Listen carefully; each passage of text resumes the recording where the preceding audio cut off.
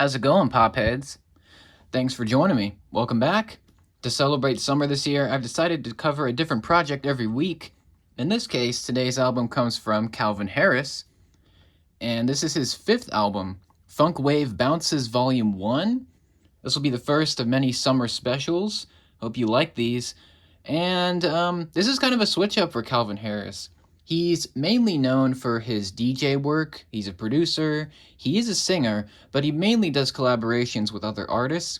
And that is the big reason why I jumped onto these projects. You'll see the second one in the background. That'll also get a video. But today we're focusing on Volume 1. I think it's a very strong project. I'm a huge fan of almost all of these tracks, to be honest. And the reason I decided to give it a chance is because I'm a big fan of collaborations with artists and music in particular. And last summer, I was thinking, which artists, which projects should I get into? And I did some research, and Calvin Harris has two projects here that I'm a big fan of. More so Volume 1. We'll take a look at it today. And I'll give you my thoughts on it, good and bad. Honestly, not much to complain about for me. Some of the things that are nitpicks we'll get to later, and we'll go from there. So Calvin Harris, for me, I'm more used to his EDM stuff, his electro, kind of dance music, kind of clubbing type of beats. But this is not that. This is Funk Wave Bounces Volume 1, which, if you see the title, if you know the album, you know that it's very heavy on disco, funk. It's got a lot of new wave, and it also has a little bit of EDM, but it has a little bit of house too. It's mainly funky. It's very danceable. It's very groovy and warm and summery, which is the reason why I decided to put it in this series. It screams summer. It's perfect for summer. It was supported by 5 singles, came out in 2017, and the album features a whopping 21 different artists jumping on this thing. And they're almost all kind of paired together. Aside from a couple songs, most of these tracks have pairings that are you wouldn't expect, right? So I'm a big fan of it. Let's take a look at the physical copy first. I like it a lot. I think it's cool. I do enjoy the look of it. I'll give you 360 of it here. It's got a lot of black on the outside and a couple of nice, photos, a couple of nice little color bits throughout. You've got 10 different tracks, 37 minutes of music, which people complain is too short. I disagree. I think an album can be as short as... Honestly, I prefer more short albums that don't overstay themselves, whereas more longer albums tend to drag. So I'm a fan of less is more, and this is that case. 10 different tracks, a lot of artists, and they're all kind of bouncing over these summery, breezy, groovy, almost backyard pool aesthetic type songs. Really well, in my opinion. It was released by Columbia Records and produced solely by Calvin Harris this time. And it's kind of a switch up for him. I like that he's doing something different. As for the physical copy, it looks nice. You've got the font, which is a little bit simple. You got his name, you got the name of the album, and you have the picture. I'm not sure if this is an actual beach. I'm guessing it is. It's got like this orange kind of sunset color to it, which looks great. It's almost got this like peach kind of vibe to it. On the back, it's pretty simple. You've got the track listing. It's palm tree in the middle with some blue. It looks nice. I do wish that it wasn't black. I feel like a color that would have worked better for this would have been maybe green or pink or maybe even red. Because black, it's fine. It looks good. But I would have wished for something else to be, the main color. But it's okay. The inside is white as opposed to the outside. The disc is nice. I like the disc a lot. Pretty simple, and compared to a lot of these other albums that we'll see. It's got a nice look to it, very clean, very nice. It's got a nice vibe to it. The insert is pretty decent. I think it's pretty all right. You've got the cover here, of course, again. And no lyrics. It's just got the credits for each song. A lot of credits. So you can see exactly what was played, exactly whose vocals are on it, who produced them, who wrote them. So that's cool. you've got another picture right there. You know, it's nice. It's just not as flashy as the second one, the presentation for that one. But it's nice. You can pause at any time if you like. And just covers all 10 tracks. So, yeah, it's a nice little insert. I do wish that there was like an alternate image on this side, because I like to flip my album covers. And this one, it just has the one. There's nothing on the back. So it's a little bit disappointing. But there is a little, it's not focusing, but there's a link to the website, calvinharris.com. So that's kind of cool. Otherwise, that's it for physical media here. It's pretty all right. Would I have liked it to be stronger? Yes, absolutely. But we can go ahead and take a look at the track listing here. Starting with Slide. This is the first single. It is groovy as heck. This is definitely one of my favorites. It's not my favorite, but it's most people's favorites. I believe it was the first single that was released, and it features Frank Ocean and Migos, who do a great job together. I'm not super familiar with most of these artists that we'll talk about here, but I will say these are kind of my first tastes of them. And Frank Ocean has a very smooth voice, and he's essentially talking about sliding into a woman's life and, you know, having relations and, you know, all the usual things that rappers talk about. But his voice is great, and it goes well with Migos, who kind of slides in, pun intended, with Frank's kind of more smooth, kind of lower voice. Migos come in with this little bit of auto-tune. I believe Quavo and Offset are in this, and they're cool. They're like a trip hop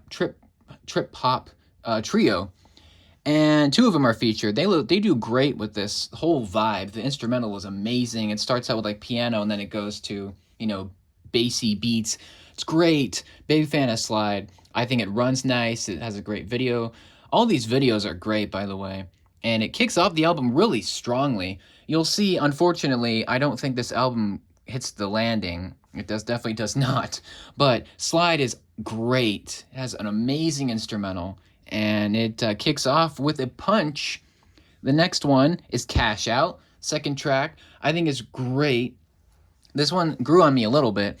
It's got a Schoolboy Q, Party Next Door, and Drum. Drum he's near the end of the track, whereas Schoolboy and Party are near the front. They carry the chorus and the hook. They're great. I am a big fan of this track. The instrumentals for almost all of these songs are pretty consistent. They've got a lot of, some of them have bongos like the next one. A lot of them just have great electric guitar moments. They've got great drum moments, great bass in the back, lots of like laid back, chill type of beats, which just fits this whole project really well. I'm not going to talk too much about the instrumentals because they're very similar to each other, aside from a couple of them we'll get to. Cash Out's great.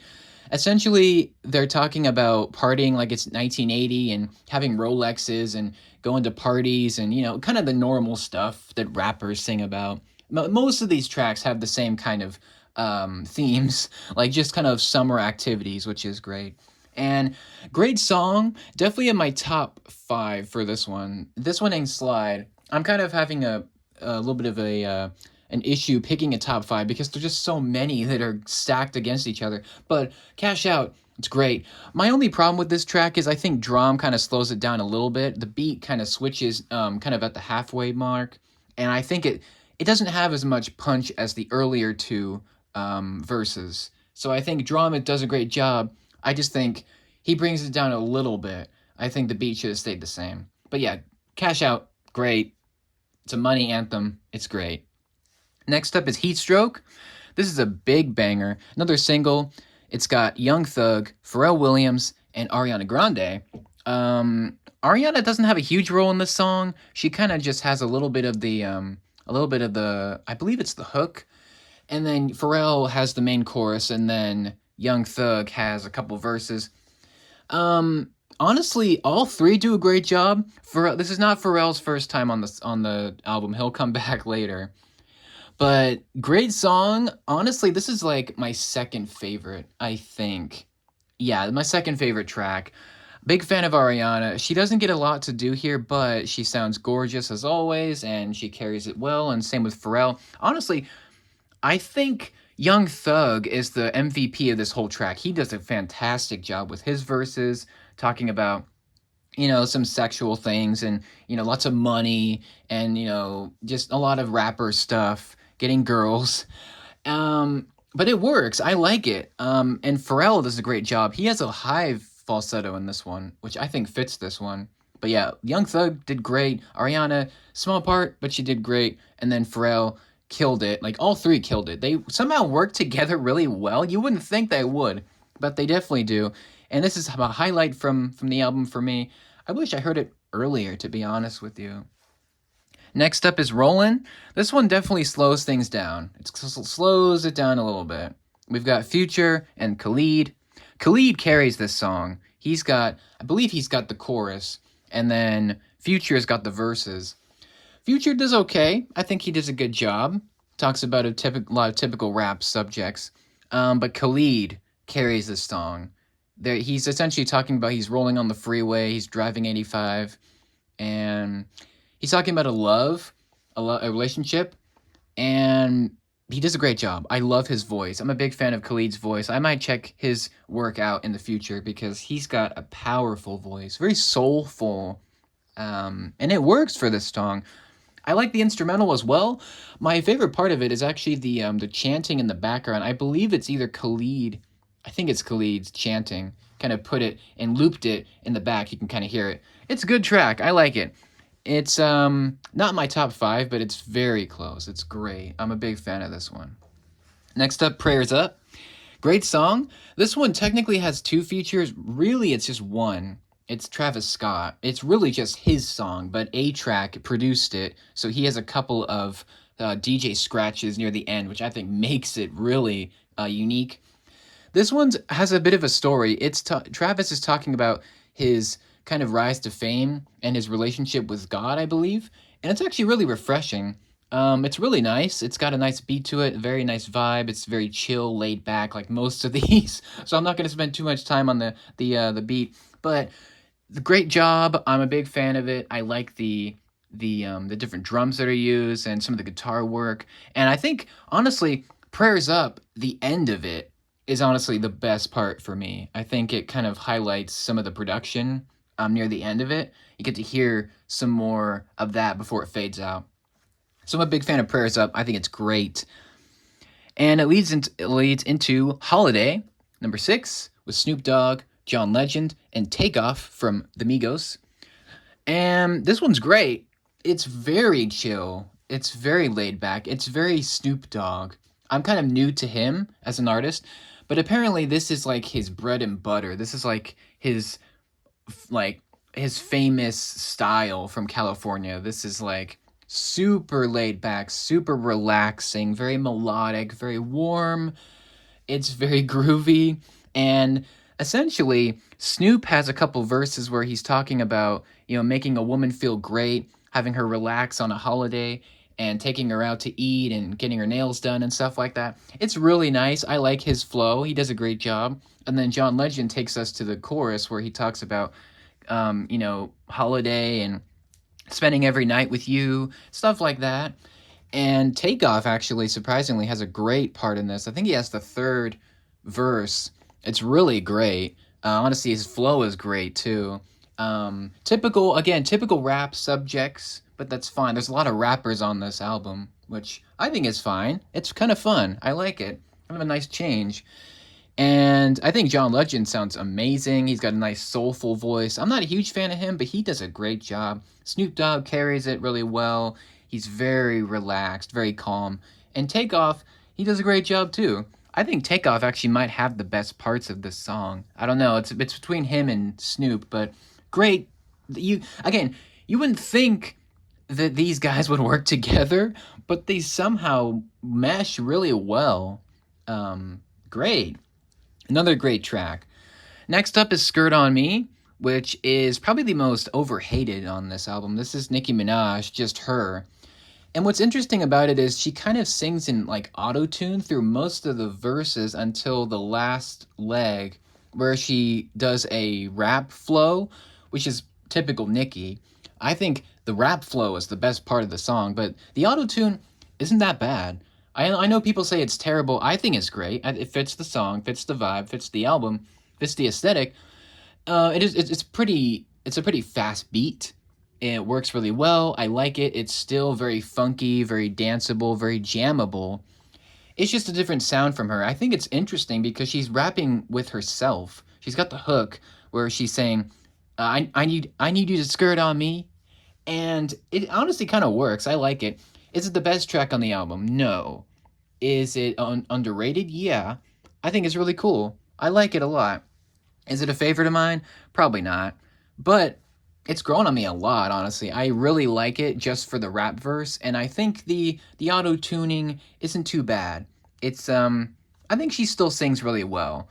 And I think she did a good job on this one. I think you should give it a shot. Last up, well, not last up, but I think last up for my favorites, and this kind of the end of the funky vibe. Feels is number 8. It's kind of the last fun track, in my opinion. This is my favorite on the album by far. Perfect instrumental. I love the vibe of it. It's so different from all these, but it's still in the same funky world. You know, it's still playing with that sound, that style, the rhythm. It's all very similar, but I think it's the best. This is also I think it's the last single. Actually, no, the next one after this is the last single. So you got Slide, Heatstroke, Rollin', I think Feels, and Faking It. Those are all the 5 singles. So this is the big one. This is the one that was really all over the radio. You couldn't go anywhere without hearing Feels. By far my favorite on the album. It's got the best production. It's got the best features. It's also got the best feel, pun intended. And I also think it has the best video for sure, where it's like very tropical. All the artists are kind of in this one big set, and it's very summery, very springy. It's very psychedelic, and it's great. Pharrell is back on this track. He's kind of leading it with the verses. We've got Katy Perry on the hook, and then Big Sean on the last verse. All 3 of them somehow mesh. They somehow combine really well. Like they're all on the same track. They all kind of blend with each other. It just kind of works. I'm a huge fan of Feels. This is by far my favorite on the album. And it's also one of my favorite songs in general. It's probably at my top 3 or 5 like pop songs in general for me. I've heard it so many times. But the track is great. Essentially, Pharrell is singing about trying to get or trying to catch feelings for a woman, and he's asking Katy if she'll do the same. I think Katie's supposed to be the woman in this scenario. She's saying, "Don't be afraid to catch feels." You guys know the track. I'm not going to spend too much time on it. I think the most underrated part is actually Big Sean, where he kind of flows about like phones and like YouTube and like getting maximum views and X's and O's. It's pretty fun. He definitely has the most fun part of the song. Katy does wonderfully on this. I love her vocals. They're very Katy, and great hook. She sounds great. And then I actually think Pharrell Williams is the GOAT of this whole track. I think he carries it really wonderfully with his voice. It's almost like this perfect falsetto. I think this is my favorite Pharrell type of singing. It's just high enough where it's really well done. He sounds great. Big fan of Feels. Definitely my favorite. 10 out of 10. I'm probably going to do a video on just this song because it's so great. And it's aged really well. It's just amazing. Calvin's production is just radical. It's very lovely to hear. Gorgeous song, honestly. Love it. Love it. And then, honestly, the record kind of takes a nosedive a little bit from these last 2 tracks. Let me explain. Every track up to this point has shared the funk, dancey, kind of, psychedelic, glam pop sound, right? It's all shared. They've all shared the same sound, pretty much. They're all in the same world. These last 2, I think, are the weak points. Not that they're bad tracks. Number 9 is Faking It with Kehlani and Lil Yachty. I do like this song. I'll get that out of the way. The production, the instrumental is great. It fits the vibe, but I feel like the style of the song does not fit the rest of the tracks. I just feel like it's definitely a different type of song. I don't know. I feel like Feels should have ended the album. We'll get to that. But Faking It's great. It's about a relationship, and the funniest line in this is actually Lil Yachty, the pepperoni pizza line. You guys know the line. It's really funny, and they both do a great job. I like Kalani's voice. Kind of new to her. I'm kind of new to Lil Yachty as well. He does a good job. I like both of them. They do a great job. I just feel like they could have gone a little bit more dancey with it, a little more funky, a little bit more of a. I feel like they could have done more to make this either more hip hop flavored or more funk flavored. It's a little underwhelming in that regard. Great song. I just feel like it could have been swapped around with a couple above it. Not bad. I like it. It's just one of my least favorites. And then Hard to Love, which is the last track, which is Jessie Reyez, just her by herself. Don't know much about her. She has a great voice, very Caribbean type of tone to her singing. This is definitely my least favorite. I like it. I don't love it. Like all the rest of these, pretty much I love. Everything aside from, like, everything up to Feels. Everything until then. I mean, it's just 2 songs, but still, it's a little hard to see with the track listing. But Hard to Love, it's definitely the most passionate on the album. It's very, it's a lovely song. She's singing about a relationship. She wants someone to love her for herself. And it's a really nice song. I just feel like it doesn't fit the funk wave theme. It doesn't fit the dance vibe that Calvin's going for with the rest of these songs. That being said, I do think it's a good song. I like it a lot. I just feel like it could have been swapped around. Like if he would have swapped Faking It and Hard to Love, swapped them with Skirt on Me and Feels, have those two be the closing tracks, I think that would have been a much better feel. Or even, this is probably too harsh. I'd probably take them off the album. Hard to Love has a good instrumental. It kind of fits the vibe. But it musically, Jessie Reyez doesn't fit the tone. She doesn't fit the funk theme. So that's kind of the problem with this song. Are they bad songs? Not at all. I just feel like they could have been either swapped, or maybe Calvin should have worked with them a little more to kind of fit the theme a little bit more. Otherwise, it ends okay. I definitely would have liked something more upbeat like Feels, or even Holiday, or Cash Out. I would have liked something more upbeat, up-tempo, fun, with some dance energy. I would have liked that to end the album off. But, I mean, that's it. That's all the tracks. I think they are wonderfully well done. My top 5. It's going to be pretty easy for me. Feels is number 1. I mean, come on. It's iconic. It's wonderful. It's gorgeous. Love it. That's my number 1. Number 2 is going to be Heat Stroke. Just amazing trio of artists somehow coming together, and the instrumental works. And Cash Out's number 3. I'd say Slide is number 4. And like all of these are kind of like, they're kind of fighting for the top 5. I'd probably say Prayers Up. It's like a tie between, you know what? I'm just gonna say Prayers Up for now, but like Holiday, they all kind of can like join together in the top 5, like top 10. But yeah, 9 and 10, I could take them off. Like they just don't fit the tone.